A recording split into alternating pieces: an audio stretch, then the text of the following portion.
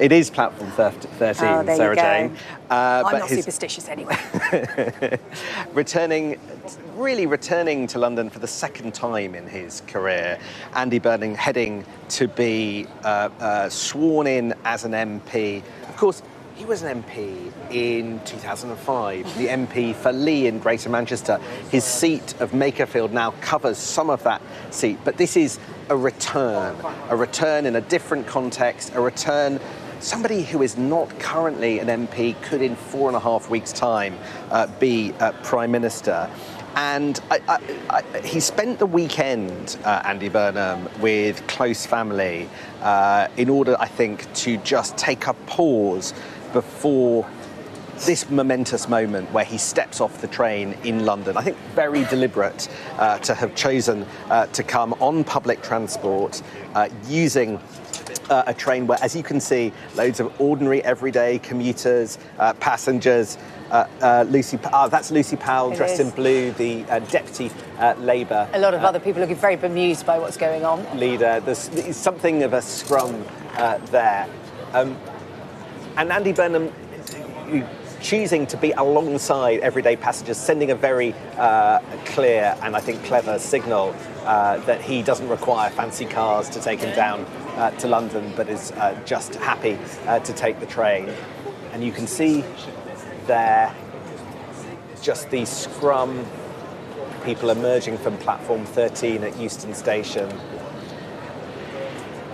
Yes, confused people in casual wear, wondering maybe why quite so many cameras are pointing in their direction. Where does he head from platform 13, Sam? So there must be, I would imagine at this stage, a waiting car that will whisk Andy Burnham from Euston down to just over the road from where you and I are standing, Sarah Jane, into Parliament, to the Houses of Parliament, where a little after 2:30 he will be sworn in as an MP. He will be required to take the oath as an MP, and from that moment on, he will be the representative for Makerfield and able to sit on those green benches. But first he's got to emerge from that train. As we were saying a moment ago, we saw Lucy Powell, but did Andy Burnham... But we don't think that Andy Burnham's off the train yet and is still coming. A little wave for the cameras for some of the bemused commuters who are making the most of their moment in the spotlight. Some not wanting to be filmed. Yes. And... who will he have with him, Sam? So, Andy Burnham's team... it would appear that he's got quite a new team around him. They won't have come with him from the Mayor's office. He won't be bringing anyone on board from there. His very long-standing aide is a guy called Kevin Lee, and we believe that Kevin is largely going to stay in Manchester to oversee the sort of hunt for an election of a replacement, because there's actually going to have to be another election in Manchester, in Greater Manchester, to replace Andy Burnham. That will take place, I believe, on July the 30th. So his longest-serving aide, Kevin Lee, will oversee that. The team that won the by-election, well, that's a couple of well-connected MPs. Louise Haigh, once Transport Secretary, really the mastermind both of the campaign and now of potentially the team that will look after Andy Burnham and the transition into power.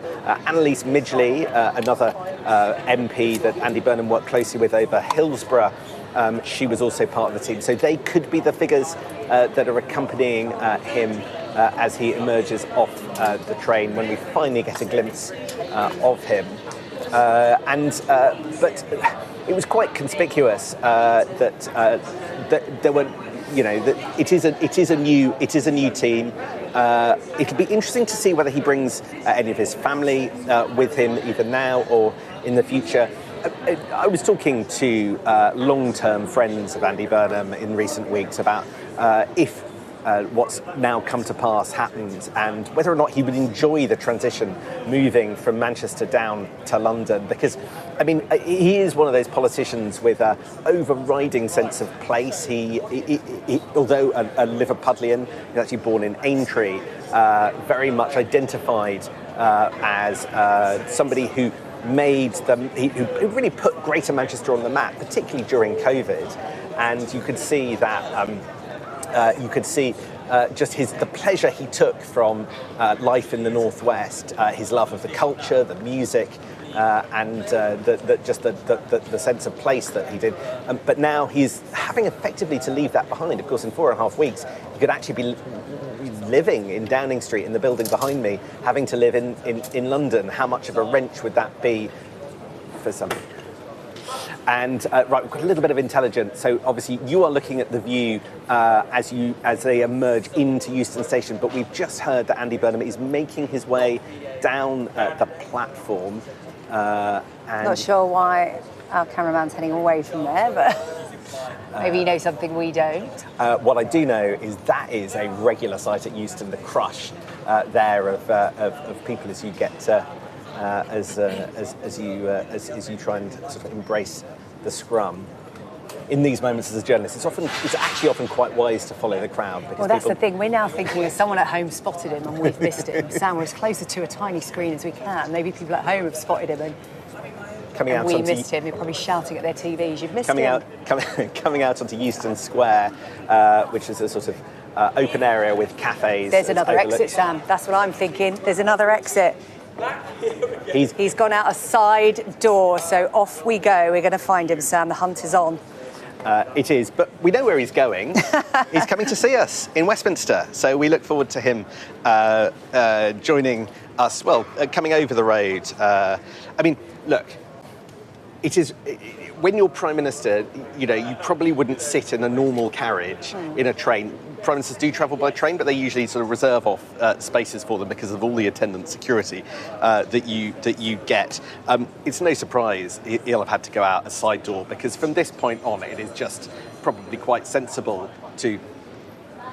It's just quite sensible to take him out a side exit. I know that one. That's by the M&S. I've used that before as the shortcut, Sam. It is. When you go to get your Uber, those are the steps that you go down out of Euston Station. Whether or not Andy Burnham will be travelling by electric hire vehicle, or whether or not there's something put on for him by the Labour Party or it's a long day. one of his He probably donors. picked up a meal deal before he got into the car, Sam. Yes. OK, so he's in London. He's heading here to Westminster, where he will officially become an MP.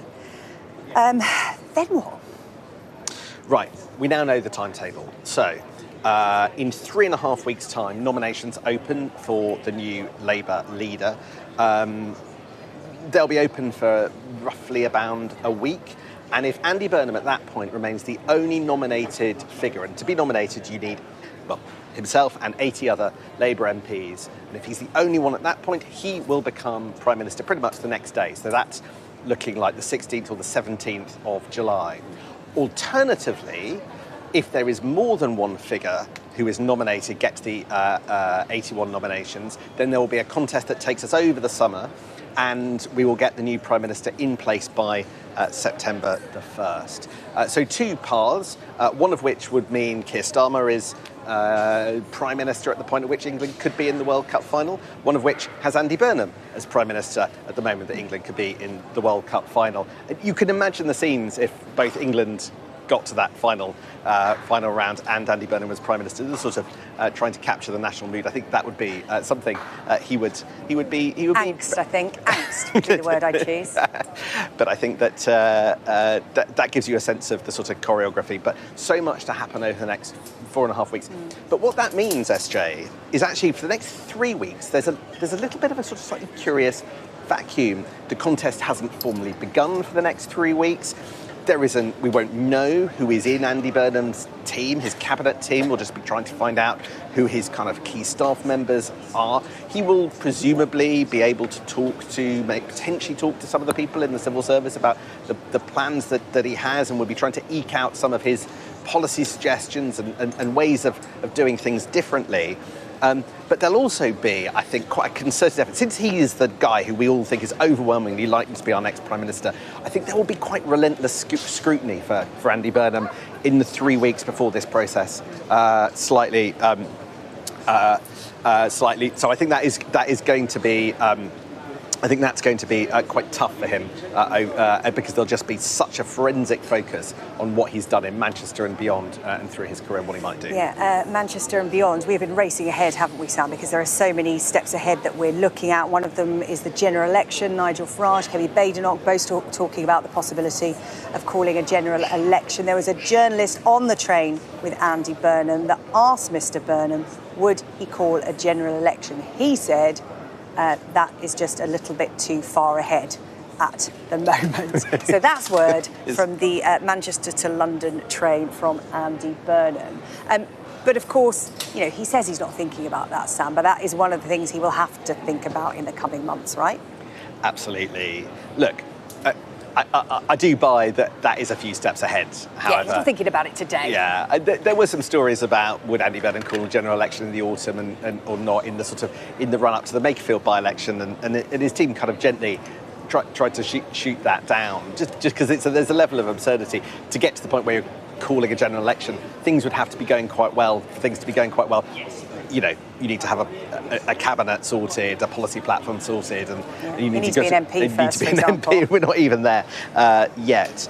But I think that in many respects, the first job for Andy Burnham is to just get the right people around him. One of the persistent questions in Westminster is who's going to be his chief of staff? Yeah, who's going to be friends here in Westminster, Sam? Who's he going to bring in, do you think? So that's a very good question. One of the things that's been really notable through the by-election campaign is that the people helping Andy Burnham, haven't been lifelong friends. They haven't been lifelong allies of his. Take Louise Haigh, who was the campaign chief in Makerfield. She kind of got to know him really only over the autumn. Take Annalise Midgley, the other campaign chief. She only really got to know him through the course of the local elections, which was just a matter of 5-6 weeks ago. So the people who have delivered Andy Burnham to this place here today are not people who have gone on a 20-year journey with him.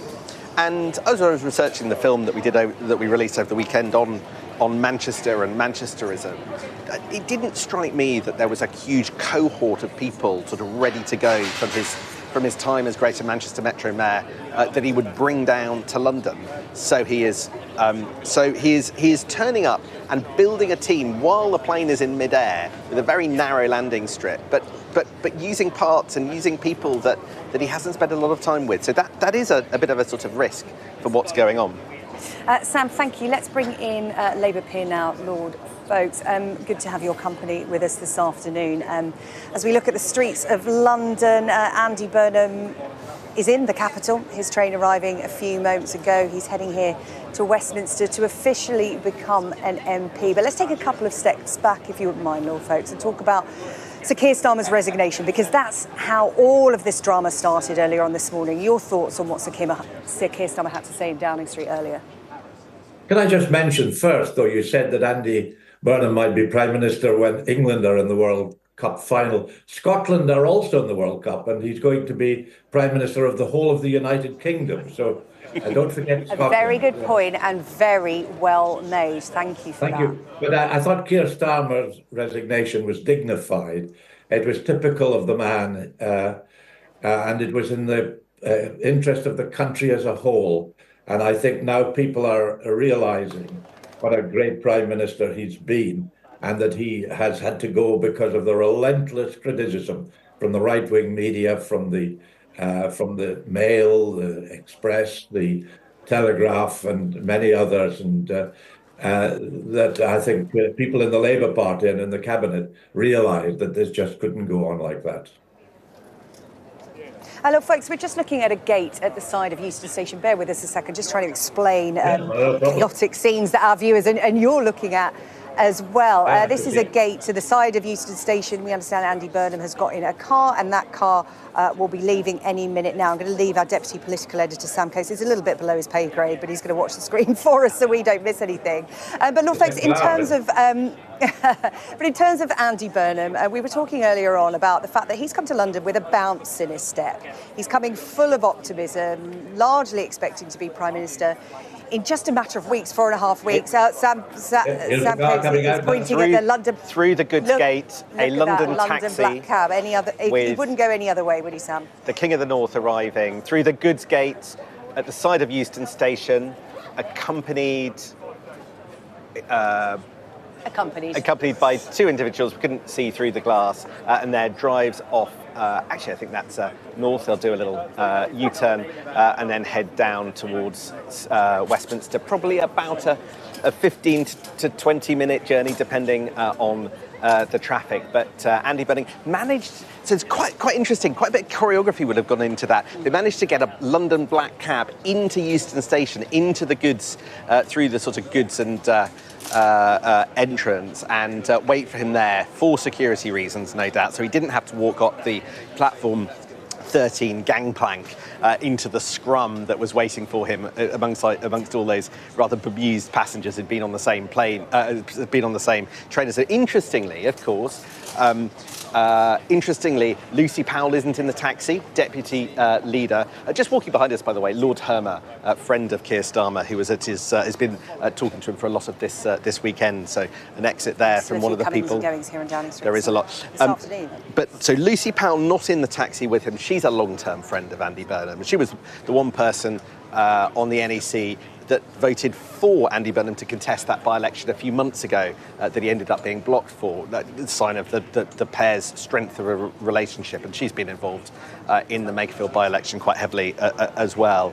But a lot of thought has clearly gone on to the manner of Andy Burnham's arrival and the fact that there he was, captured on camera, coming through the side gates at Euston in a black cab in order to come down to Westminster, where really the entire political world is waiting for him. Yeah, right. Well, the helicopter is following him, and we will no doubt hear it here over Westminster soon. So before that noise starts, I'm going to bring back in Lord Folkes. Thank you so much for waiting. Sam's got one more thing to say. A little bit of detail. Who was in the car with him? Well, we understand the aide, Abby Tomlinson, was in the aide with him. That was, as we follow his progress through London, Abby Tomlinson was one of the people that we caught a glimpse of. Okay, always worth noting who's surrounding Andy Burnham at this stage as he puts his plans into place. Sorry, Lord Folkes.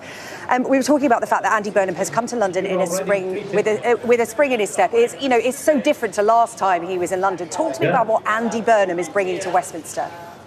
Well, you're obviously treating him already like a Prime Minister, and so are the police. And I think that shows a very appropriate respect for someone who, no doubt, in the near future will become leader of the Labour Party and Prime Minister. He's gone straight into a London traffic jam. Welcome to London for the King of the North. In terms of the people he will have around him, this is all moving very quickly, unlike the black cab he is in. Who will he be surrounding himself with? Sam Coates has just been talking about the fact that he doesn't really have any long-term friends in Westminster. He hasn't been here for a large number of years. Who will he be talking to and trying to put into place, do you think? What names should we be looking out for? Well, I wish I could tell you, because I've known Andy for a long time. I helped him in his first campaign to be leader of the party, chaired meeting for him in Scotland, but I haven't seen him recently. Because he's been doing a great job as leader of Greater Manchester and hasn't been around Westminster. But I think there are some obvious people who have been good members of the cabinet who he will continue to keep in the cabinet. And I think there are a lot of people as ministers of state and outside the government who will be brought in. We really have a huge reservoir of talent in the Parliamentary Labour Party at the moment. So he's got a whole range of people to choose from. Why do you think this time is different? As I said, there seems to be a lot of optimism around Andy Burnham, largely because of his popularity in the North. But he will be, if all goes to his plan, the 7th Prime Minister for this country in 10 years. The word ungovernable has been used of late. Why is Andy Burnham going to be different? I think it's been difficult to govern because the media are constantly critical and because there are some people beyond the United Kingdom on the right wing of politics, including Elon Musk and others, who are constantly trying to undermine left-wing governments in the United Kingdom. And that's going to continue to make it difficult. But I think he's got the strength of character and the ability to project our policies more effectively than Keir Starmer sadly has been able to do, because we've had good policies. We've done a lot over the last 2 years, but that hasn't got through to the vast amount of people in the country. And I think Andy Burnham will be able to do that. Yeah, John McTernan, the former Labour political advisor, was on earlier, and he actually said, in Sir Keir Starmer's speech, he listed a lot of Labour's accomplishments and what has been achieved in just 2 years. And he made the point of, if Sir Keir Starmer had communicated that clearly and effectively before this point, he may well be Prime Minister. Do you think that's what's going to be different about Andy Burnham? He will be big on talking Labour and its achievements up, where perhaps Sir Keir Starmer focused too much on the chaos that came before Labour came to power and the difficulty of governing. He's a better communicator, and he is more of a politician. I mean, Keir Starmer was a very impressive director of public prosecutions. He was a good administrator as Prime Minister, but not a great political Prime Minister. And I think Andy Burnham is a politician first and foremost, as well as a good communicator. And I think he'll understand the politics of Westminster, of the Commons in particular, understand the difficulties of people outside London. I think that also one of Keir Starmer's problems was that he was very London-oriented. And there was a lot of alienation in other parts of the country, Scotland, Wales, Northern Ireland, as well as the north of England. And I think what we'll see from Andy Burnham is a concentration on the rest of the United Kingdom, not just on London. Look, folks, I've got another question for you, but Sam Coates, our Deputy Political Editor, wants to come in. As we just see the black cab wend its way through central London, often haltingly because of the traffic and the roadworks. We're just doing a little bit of due diligence on who is in the operation with him. So I mentioned Abby Tomlinson. We believe she is in the car. So she's one of the people who's been part of the video team charting Andy Burnham's journey through Makerfield. She was working in number 10, but she's gone to work for him doing that. She's one of the people. Another figure I believe is with him at the moment is Jo Platt. She's a neighbouring MP. She has been with him through the day and is likely to be there. And I think potentially some of the constituency team as well, one of those representatives in that group. Interestingly, Andy Burnham has decided to inherit all the people left behind him by his predecessor, Josh Simon. So he's just re-employed them. So that's the core team, I think, in that cab that we can see making its way really quite slowly and haltingly. It's pretty gridlocked in central London today, so he might be some time. Sam, thank you. No, folks, I was going to ask, what next for Sir Keir Starmer? Because there had been talk about perhaps when he and Andy Burnham sit down and speak, could Sir Keir Starmer still have a role to play? I don't think within the cabinet. Some people have suggested he might be foreign secretary because of the way he's done so well in relations with leaders in other countries. But I don't think that would be right. But I do think there is a potential for him to do something at the United Nations, or it's been suggested, and I think it's a good thing, that he might do something more, in a coordinated way to help Ukraine on behalf of a number of countries. So I think there are all sorts of interesting things he could do. He is, of course, a very talented lawyer, so he could do something in the legal sense. But there certainly will be no shortage of people asking him to take over and do something effective. Oh, yeah, I bet Andy Burnham's phone has been buzzing on that journey from Manchester to London.